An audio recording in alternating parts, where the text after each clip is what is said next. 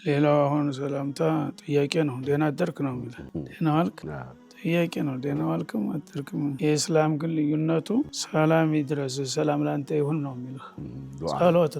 ጸሎት ነው እና ማንኛውንም ወገንህን ያወቅከውን ታገኝ ሰላም አለይኩም ስትል የአላህ ረድኤት ሰላም በረከት ላንተ ይሁን እያልከው ነው። ዱዓ እያደረግንልህ። አሁን ያላወቁ ሰዎች ሰላም ሲሏቸው ሙስሊም ያልሆኑት እንኳን ሲሆን ደስ ሊላቸው ይገባል።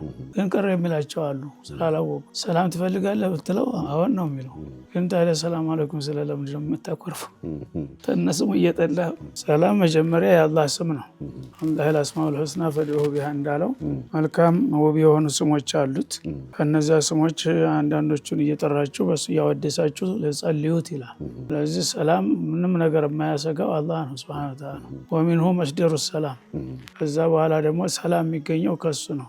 የትም ቦታ ብትፈልግ ሰላም ታገኝ አትችልም። ሰላም የሚያመጣው እሱ ነው፣ የሚወስደውም እሱ ነው። አንተ ሰላም ወይም ከሰላም ተባረክ ተዓላ ጀላሊ ወልኢክራም።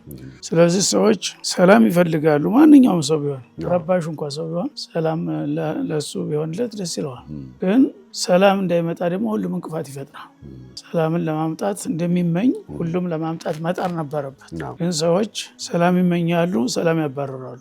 ይሄ ነው ትልቁ ችግር። ሰላም ሰላም እየተባለ ይዘመራል፣ ተግባሩ ውስጡ ግን ደግሞ ሌላ የሆነ ሰላምን እያራቅን ነው ያለ ነው ማለት ነው።